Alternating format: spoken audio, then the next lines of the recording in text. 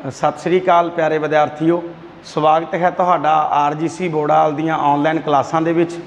तां BA भाग तीसरा दा जो पंजाबी नावल इहो हमारा जीवन है, जो पहला मैं 2 क्लासां दे विच तुहानूं भेज चुकिया।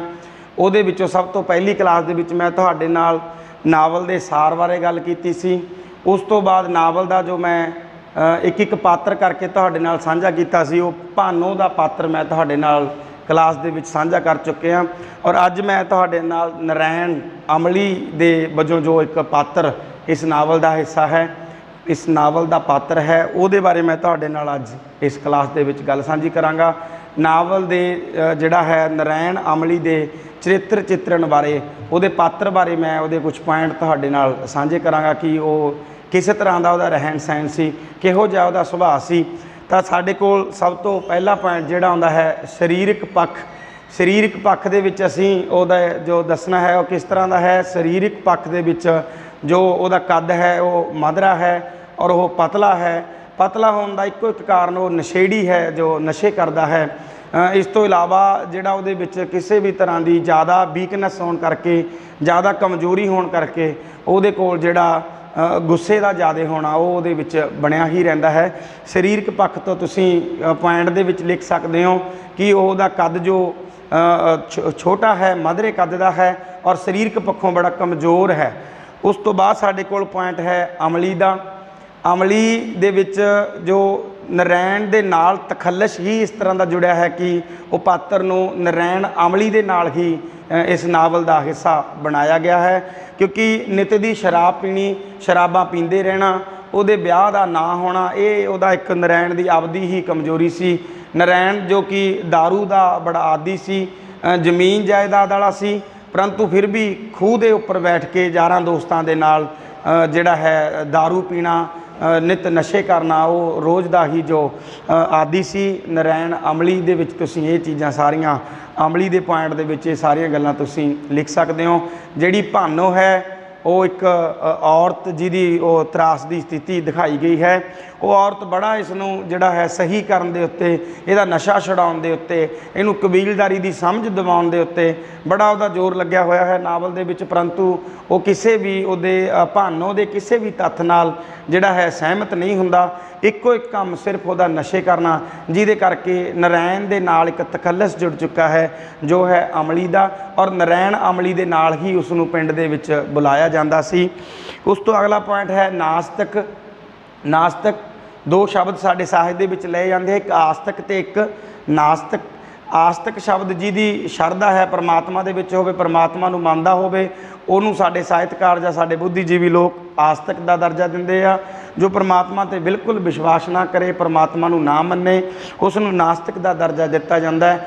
और इहो हमारा जीवना नावल दे विच भी जो नरैण है वो एक नास्तिक है। और जद भानो घर दे सुख दे लई, घर दी शांति दे लई, उन्हां दे घर औलाद नहीं सी हुंदी, उहदी प्राप्ति दे लई मंग लैके जद गुरुद्वारा साहब जांदी है, उत्थे सेवा करदी है, तां उस गुरुद्वारा साहब दे विच सेवा करन तो भी नरैण अमली जिहड़ा है उसदा डिक्का बनदा है, उहनूं रोकदा है कि तू इस तरह किते भी नहीं जाना। फुल नास्तिक है, दारू दा आदी, नशे दा आदी, जिहड़ा वड्डे पद्धर ते उहदा जिहड़ा पात्र है इस नावल दे विच दस्सिया गया है।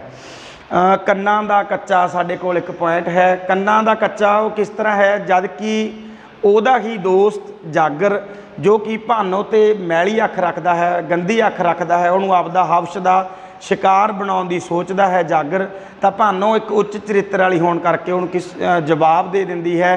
परंतु गुस्से विच आके वो जागर दे उल्ट जिहड़ा है जागर वो नरैण दे उल्ट कन्न भर दिंदा है कि जिहड़ी भानो है तेरी गैर हाज़री दे विच उत्थे जिहड़े गैर बंदे आउंदे आ, उत्थे गलत बंदे आउंदे आ, और भानो इस तरह जिहड़ा है करदी है।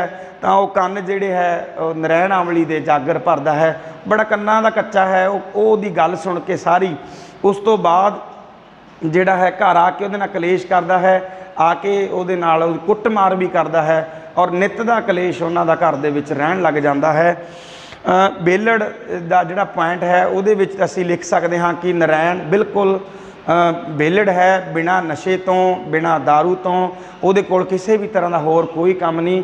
इस तो इलावा हवश का जिहड़ा है उहदा ਜਿਹੜੀ ਭਾਨੋ ਹੈ ਉਹਨੂੰ ਵੀ ਉਹ ਗੰਗਾ ਨਹਾਉਣ ਗਈ ਨੂੰ ਜਿਹੜਾ ਉੱਥੋਂ ਜਾਨੀ ਉਹਨੂੰ ਲੈ ਕੇ ਆਇਆ, ਉਹਦਾ ਹਮਦਰਦ ਬਣਿਆ। ਪਰੰਤੂ ਬਾਅਦ ਦੇ ਵਿੱਚ ਜਿਹੜਾ ਹੈ ਉਹਦੇ ਨਾਲ ਜੋ ਕੁਛ ਹੋਇਆ, ਨਾਵਲ ਦਾ ਹਿੱਸਾ ਹੈ ਸਭ ਬੇਲੜ ਦੇ ਵਿੱਚ ਅਸੀਂ ਕਰ ਸਕਦੇ ਹਾਂ ਵੀ ਕਿਸੇ ਵੀ ਤਰ੍ਹਾਂ ਦਾ ਉਹ ਕੰਮਕਾਰ ਜੋ ਨਹੀਂ ਕਰਦਾ। ਇੱਕ ਨਿਕੱਟੂ ਜਾਂ ਪਾਤਰ ਨਰੈਣ ਅਮਲੀ ਇਸ ਨਾਵਲ ਦਾ ਹਿੱਸਾ ਹੈ। ਗਾਲੀ ਗਲੋਚ ਜਿਹੜਾ ਹੈ ਜ਼ਿਆਦਾ ਨਾ ਪੜ੍ਹਿਆ ਹੋਣ ਕਰਕੇ, ਜ਼ਿਆਦਾ ਨਾ ਕਬੀਲਦਾਰੀ ਦੀ ਸਮਝ ਹੋਣ ਕਰਕੇ ਉਹਦੇ ਕੋਲ ਸਿਰਫ ਗਾਲੀ ਗਲੋਚ ਦਾ ਹੀ ਜ਼ਿਆਦਾ ਹੈ, ਕਿਉਂਕਿ ਨਸ਼ੇ ਦਾ ਨਿਤ ਦਾ ਆਦੀ ਹੋਣ ਕਰਕੇ ਉਹਦੇ ਜੋ ਦਿਮਾਗਾਂ ਦੇ ਵਿਚਾਰ ਨੇ ਉਹ ਬੁਰੇ ਹੀ ਰਹਿੰਦੇ ਆ, ਅਤੇ ਗਾਲੀ ਗਲੋਚ ਜਿਹੜਾ ਹੈ ਉਹ ਹਰਦਮ ਉਹਦੇ ਮੂੰਹ 'ਤੇ ਹੀ ਰਹਿੰਦੀ ਹੈ। ਔਰ ਗਾਲ ਤੋਂ ਬਿਨਾਂ ਜੋ ਭਾਨੋ ਉਹਦੇ ਨਾਲ ਉਹ ਸਿੱਧੇ ਤਰੀਕੇ ਨਾਲ ਬਿਲਕੁਲ ਵੀ ਗੱਲ ਹੈ ਜਿਹੜੀ ਉਹ ਨਹੀਂ ਕਰਦਾ। ਉਸ ਤੋਂ ਅਗਲਾ ਸਾਡਾ ਪੁਆਇੰਟ ਹੈ ਭਾਵਾਤਮਕ। ਕੰਨਾਂ ਦੇ ਕੱਚੇ ਦੇ ਵਿੱਚ ਮੈਂ ਤੁਹਾਡੇ ਨਾਲ ਗੱਲ ਕੀਤੀ ਸੀ ਕਿ ਜਦ ਜਾਗਰ ਦੁਆਰਾ ਉਹ ਦੱਸੀਆਂ ਗਈਆਂ ਗਲਤ ਗੱਲਾਂ ਨੂੰ ਨਰੈਣ ਸੁਣ ਕੇ ਉਹਨੂੰ ਕੁੱਟਮਾਰ ਕਰਦਾ ਹੈ। ਇੱਥੋਂ ਤੱਕ ਕਿ ਜੋ ਉਹਨਾਂ ਦੇ ਗੁਆਂਢੀ ਨੇ ਉਹ ਉਹਨਾਂ ਨੂੰ ਛੁਡਾ ਕੇ ਜਾਂਦੇ ਸੀ।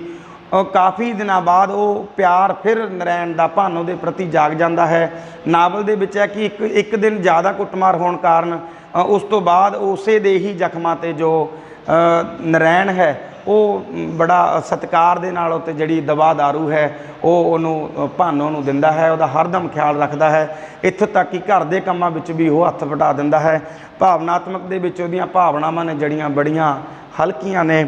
ਔਰ ਲਾਸਟ ਸਾਡੇ ਕੋਲ ਪੁਆਇੰਟ ਹੈ ਵਿਸ਼ਵਾਸਘਾਤੀ ਦਾ, ਜੋ ਵੱਡਾ ਪੁਆਇੰਟ ਸਾਡੇ ਕੋਲ ਹੈ ਕਿ ਇੱਕ ਹਮਦਰਦ ਦੇ ਰੂਪ ਦੇ ਵਿੱਚ ਭਾਨੋ ਨੂੰ ਮਿਲਿਆ ਨਰੈਣ, ਗੰਗਾ ਨਹਾਉਣ ਗਈ, ਆਤਮਘਾਤੀ ਜਿਹੜਾ ਹੈ ਉਹ ਆਤਮ ਹੱਤਿਆ ਦੀ ਸੋਚ ਕੇ ਉਹਨੇ ਛਾਲ ਮਾਰੀ।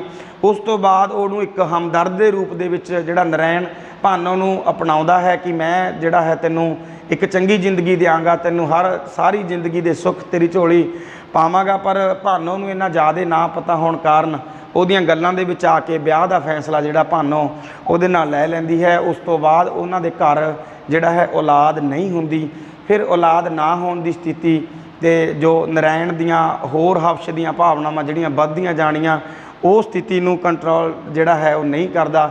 ਔਰ ਇੱਕ ਹੋਰ ਔਰਤ ਜਿਹੜੀ ਹੈ 600 ਰੁਪਏ ਦੇ ਵਿੱਚ ਉਹ ਖਰੀਦ ਲੈਂਦਾ ਹੈ, ਉਹਦੇ ਨਾਲ ਵਿਆਹ ਦੇ ਸੰਬੰਧ ਜਿਹੜੇ ਵਿਆਹੁਤਾ ਸੰਬੰਧ ਬਣਾ ਲੈਂਦਾ ਹੈ। ਇੱਥੇ ਭਾਨੋ ਦਾ ਵੱਡਾ ਵਿਸ਼ਵਾਸਘਾਤੀ ਨਰੈਣ ਇੱਕ ਪਾਤਰ ਦਾ ਹਿੱਸਾ ਹੈ, ਉਹ ਵੀ ਅਸੀਂ ਪੁਆਇੰਟ ਦੇ ਰਾਹੀਂ ਲਿਖਣਾ ਹੈ। ਅੱਜ ਦੇ ਇਸ ਕਲਾਸ ਦੇ ਵਿੱਚ ਸਿਰਫ ਇੰਨਾ ਹੀ ਨਰੈਣ ਦੇ ਪਾਤਰ ਬਾਰੇ ਅਸੀਂ ਗੱਲ ਕਰਨੀ ਸੀ। ਅਗਲੀਆਂ ਕਲਾਸਾਂ ਦੇ ਵਿੱਚ ਨਾਵਲ ਦਾ ਅਗਲਾ ਹਿੱਸਾ ਤੁਹਾਡੇ ਨਾਲ ਮੈਂ ਫਿਰ ਪੇਸ਼ ਕਰੂੰਗਾ। ਧੰਨਵਾਦ।